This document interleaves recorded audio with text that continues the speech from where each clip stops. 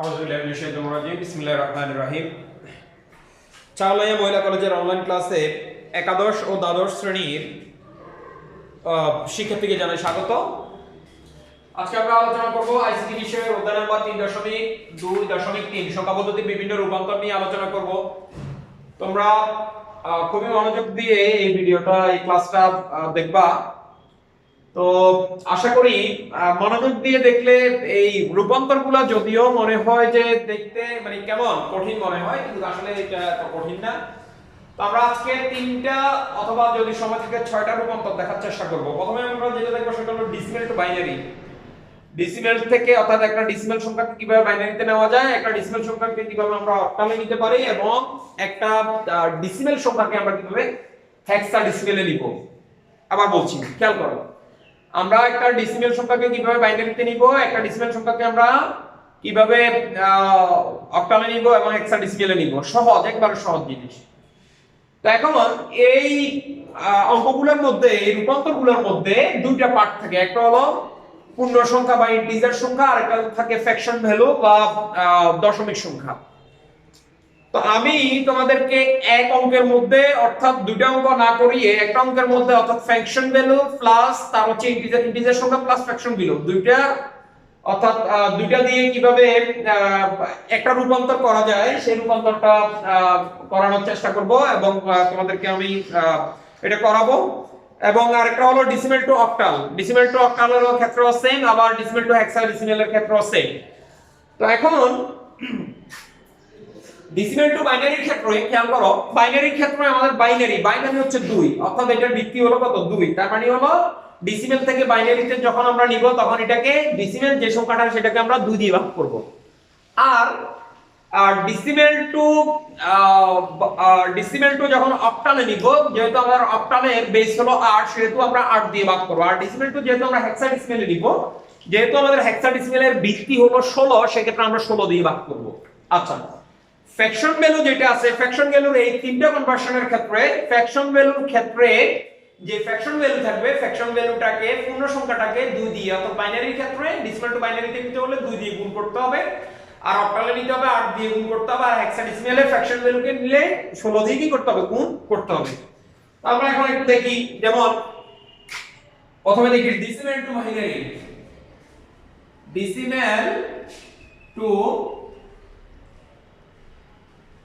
Binary, যেমন এখানে কত দেওয়া আছে? 225.75। তাহলে এটাকে বলছে আমার এটা একটা ডেসিমেল সংখ্যা, এটাকে নিতে হবে কোথায়? বাইনারিতে নিতে হবে। তাহলে বাইনারিতে নিতে হলে আমি কি বলছি? অর্থাৎ decimal two binary, decimal to octal, যাকে অর্থাৎ ডেসিমেল থেকে আমি বাইনারি যার মধ্যে নিচ্ছি, ডেসিমেল থেকে কোথায় নিচ্ছি? বাইনারিতে নিচ্ছি।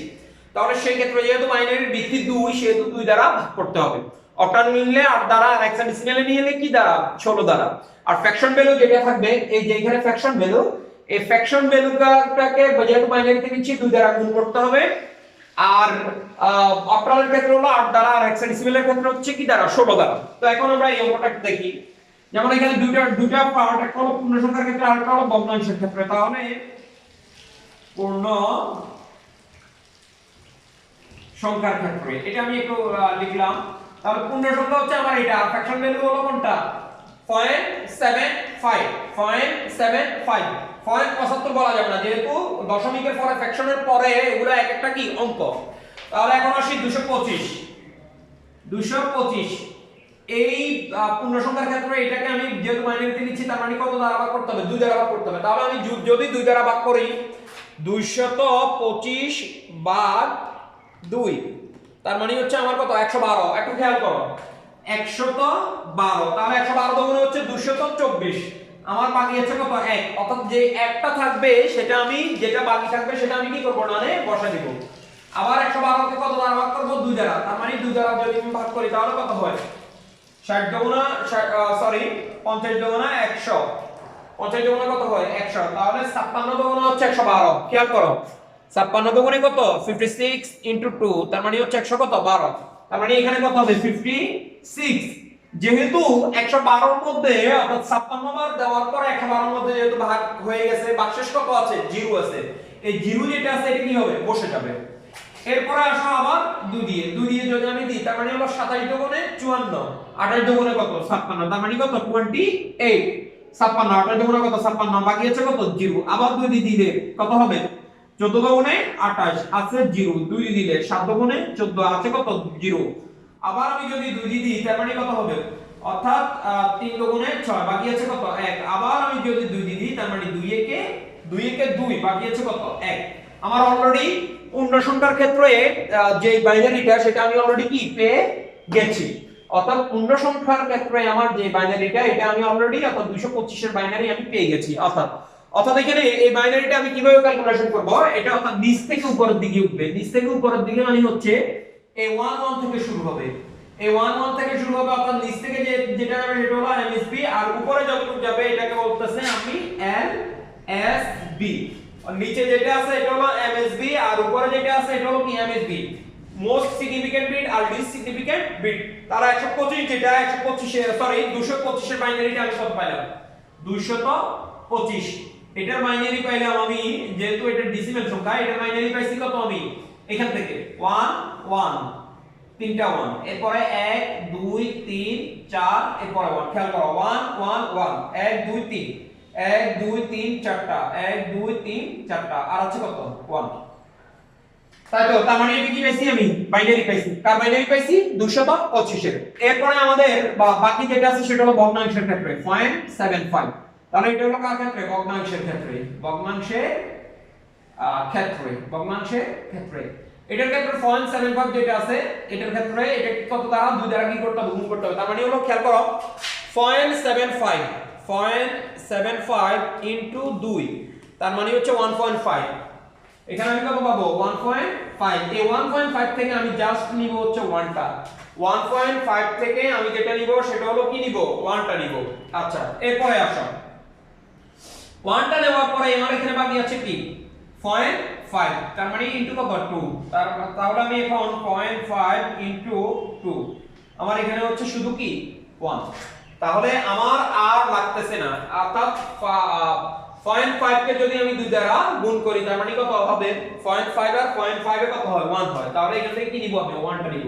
তাহলে এটার বাইনারি 0.75, এই ডেসিমেল এই সংখ্যার বাইনারি হচ্ছে আমার কত 1 1, এটা বাইনারি। তাহলে আমি সর্বশেষ লাস্ট যেটা লিখতে পারবো সেটা হলো আমি এখানে লিখব সুতরাং কি লিখব 225.75, অর্থাৎ এটা হচ্ছে আমার একটা কি ডেসিমেল সংখ্যা ইকুয়াল, তাহলে 225 এর আমি বাইনারি কি পেলাম 1 1 1 0 0 0 0 1, তাহলে 1 হচ্ছে 3টা আর 0 কয়টা 4টা, এরপর কি 1 2 3 4 আর 1, আর খেয়াল করো পয়েন্ট, এখন আমি লিখব হচ্ছে ফ্র্যাকশন ভ্যালু 0.75 যেটা আছে 75 যেটা আছে এটার বাইনারি হচ্ছে কত 1 1, আমাদের এটা হলো মূলত কি आंसर।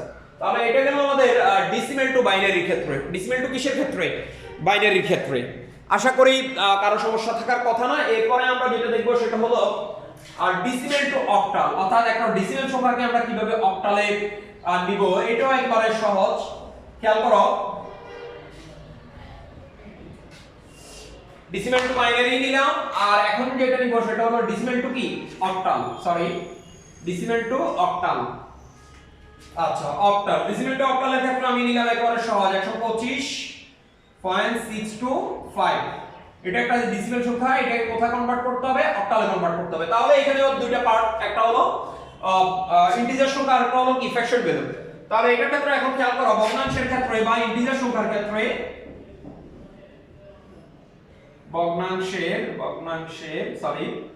ক্ষেত্রে, তাহলে ভগ্নাংশের ক্ষেত্রে আমাদের কত আছে 125, তাহলে আমি এটা যেহেতু ডেসিমেল থেকে অক্টালে নিচ্ছি তাহলে আমাকে কত দ্বারা ভাগ করতে হবে 8 দ্বারা ভাগ করতে হবে। তাহলে আমি যদি 8 দ্বারা 125 কে ভাগ করি তাহলে 125 ভাগ 8 15, হ্যাঁ তাহলে আমাকে দেখতে হবে, খেয়াল করো 15 ইনটু 8 120, 100 কত 20, আর বাকি আছে কত 5, সরি এখানে আমার মনে হয় ভুল করলাম, এটা হবে এখানে 15, হ্যাঁ তাহলে 15 ইনটু 8 অর্থাৎ 15 ইনটু 8 হয় কত 120, বাকি আছে কত 5।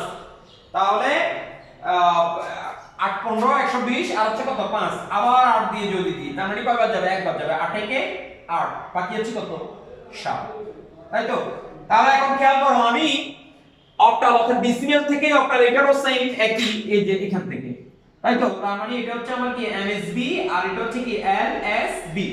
তাহলে আমার এই ভগ্নাংশের ক্ষেত্রে আমি 1 2 5 অর্থাৎ 125, এই ডেসিমেল এটা অক্টাল হচ্ছে কত 175, 17 কত 5। আর এখানে কি হবে, যেহেতু বেস অক্টাল, আমি যেহেতু অক্টাল নিছি তার মানে কত হবে 80 হবে। আচ্ছা, এরপর এখন আসো ফ্র্যাকশন ভ্যালুর ক্ষেত্রে আমি কি বলছিলাম, অর্থাৎ অক্টাল সংখ্যা হলো কত 0 থেকে কত পর্যন্ত 7 পর্যন্ত। তাহলে আমাদের দেখো তো এই যে 1 বের হলো, 7 বের হলো, 5 বের হলো, এটা তো 0 থেকে 7 এর মধ্যে নাকি 0 থেকে 7 এর উপরে, অবশ্যই কখনো উপরে যাবে না। এখন আসো 125 এর পরে আমার আছে ফ্র্যাকশন ভ্যালু। তাহলে ফ্র্যাকশন ভ্যালুর ক্ষেত্রে ভগ্নাংশের ক্ষেত্রে এখন এটা হলো কিসের ক্ষেত্রে, সরি এখানে আমার একটা জিনিস ভুল হলো, এটা হচ্ছে পূর্ণ সংখ্যার ক্ষেত্রে, পূর্ণ সংখ্যার ক্ষেত্রে। এখন যেটা সেটা হলো কি ভগ্নাংশের ক্ষেত্রে। তাহলে ভগ্নাংশের ক্ষেত্রে আমার কত আছে 0.625 ইনটু কত দিয়ে গুণ করব 8 দিয়ে গুণ করব, যেহেতু আমি এটা কোথায় নিচ্ছি অক্টালে নিচ্ছি। তার মানে কত হবে 0.625 ইনটু কত 8 হবে কত 5। এখানে আর কোনো কিছু নেওয়ার কোনো দরকার নাই। তাহলে আমি এখানে কি লিখতে পারি, সুতরাং 125.625 অর্থাৎ এটার এখানে আরেকটা জিনিস আমি লিখতে পারি 625 এই ডেসিমেল সংখ্যার, অর্থাৎ এখানে যে ডেসিমেল এখানেও সুতরাং দিতে পারি, আর এখানেও সুতরাং দেওয়া যায়। 625 পূর্ণাংশের ক্ষেত্রে এটা অক্টাল 0.625 এটা অক্টাল মান হচ্ছে কত 5, অর্থাৎ ডেসিমেল থেকে কোথায় আমি অক্টালে নিয়ে নিয়েছি। তাহলে আমি সুতরাং এখানে টোটাল आंसर যেটা, এই आंसरটা আমি লিখতে পারি হচ্ছে 125, সুতরাং 125.625, হ্যাঁ 625 ইকুয়াল, তাহলে 125 এর এর পাশে আমি অক্টাল মান পাইছি কত 175 পয়েন্ট, আর 0.625 এর আমি অক্টাল মান পেলাম হচ্ছে কত 5। এটা হলো আমার কি आंसर। আশা করি বুঝতে পারছি। আচ্ছা, এবার যেটা দেখাবো সেটা হলো ডেসিমেল টু হেক্সা, অর্থাৎ ডেসিমেল সংখ্যা থেকে আমি কিভাবে একটা সংখ্যাকে হেক্সা ডেসিমেলে কনভার্ট করব, বা হেক্সা ডেসিমেলে নেওয়ার যে প্রক্রিয়া, এই প্রক্রিয়াটা আমি দেখাবো। ডেসিমেল টু কি হেক্সা, হেক্সা ডেসিমেল। তাহলে ডেসিমেল টু হেক্সা ডেসিমেল, যেমন আমার এখানে ডেসিমেল সংখ্যা আছে 125.625। তাহলে এখানে একটা হলো কার ক্ষেত্রে, পূর্ণাংশের ক্ষেত্রে, একটা হলো কার ক্ষেত্রে পূর্ণাংশের ক্ষেত্রে বা পূর্ণ সংখ্যার ক্ষেত্রে, বা পূর্ণাংশের ক্ষেত্রে অথবা কি পূর্ণ সংখ্যার ক্ষেত্রে। তাহলে কত আছে 125, এটাকে আমি কত দ্বারা ভাগ করব 16 দ্বারা, যেহেতু আমি ডেসিমেল থেকে কোথা নিচ্ছি হেক্সাডেসিমেলে। তাহলে 125 ভাগ কত হবে 16, আমার হচ্ছে 7। তার মানে 7 দিয়ে, অর্থাৎ 7 এই 16 ইনটু 7 112 আছে কত 125, তাহলে বিয়োগ 125, কারণ আমার বাকি আছে কত শুধু কত 13। আচ্ছা, এখানে কথা আছে, আমরা হেক্সাডেসিমেলের ক্ষেত্রে আমরা যেটা জানি সেটা হলো a সমান কত 10, 0 থেকে 9 পর্যন্ত a সমান 10, b সমান 11, c সমান 12, d সমান 13, e সমান হচ্ছে কত 14, e আর হলো কত f সমান হচ্ছে কত 15, তাই তো। তার মানে হচ্ছে 0 থেকে 9 পর্যন্ত, আর এই থেকে কত পর্যন্ত f পর্যন্ত। তাহলে আমার এখানে 13, তার মানে এই 13 যেটা, এই 13 এর নিচে আমি যেটা দিতে পারবো সেটা হলো 13 মানে হচ্ছে কি আমার হেক্সাডেসিমেলের ক্ষেত্রে 13 মানে হচ্ছে আমার কি d, অথবা কমা ইকুয়াল দিয়ে এই 13 ইকুয়াল, অথবা এখানেও তুমি d টা দিতে পারো, কোনো সমস্যা নাই, নিচে দিলেও কোনো সমস্যা নাই। তাহলে আমি এখানে কি লিখতে পারি, সুতরাং 125 আর ডেসিমেল সংখ্যার 125 ডেসিমেল সংখ্যার হেক্সাডেসিমেল মান হচ্ছে এটা হচ্ছে অর্থাৎ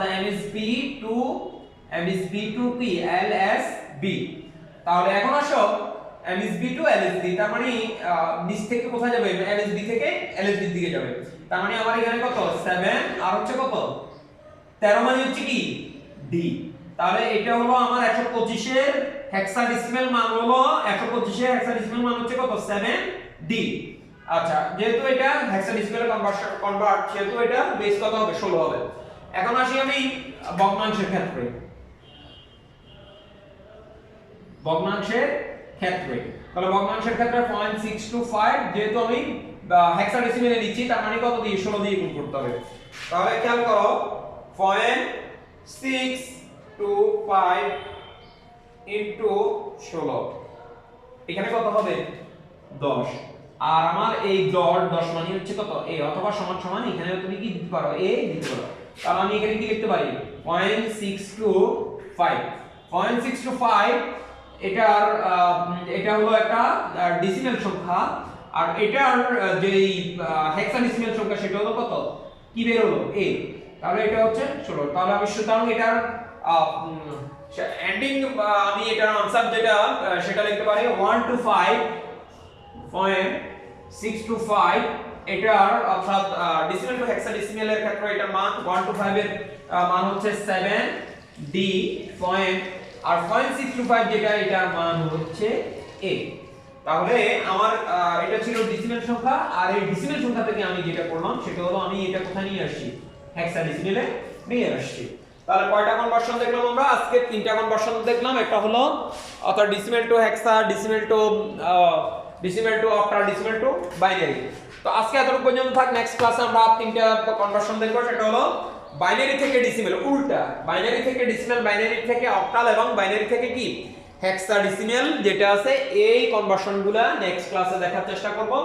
তো আজকে এতটুকু পর্যন্ত থাক। সবাই ভালো থাকো, সুস্থ থাকো। যদি তোমাদের কোথাও যদি কারো সমস্যা থাকে তাহলে সেক্ষেত্রে অবশ্যই কমেন্টস বক্সে লিখে জানাবা যে স্যার আমার এখানে সমস্যা, আমি এই জিনিসটা বুঝি নাই, আমি অবশ্যই এই জিনিসটাকে আবার রিপিট করব। তো সবাই ভালো থাকো, সুস্থ থাকো, আল্লাহ হাফেজ।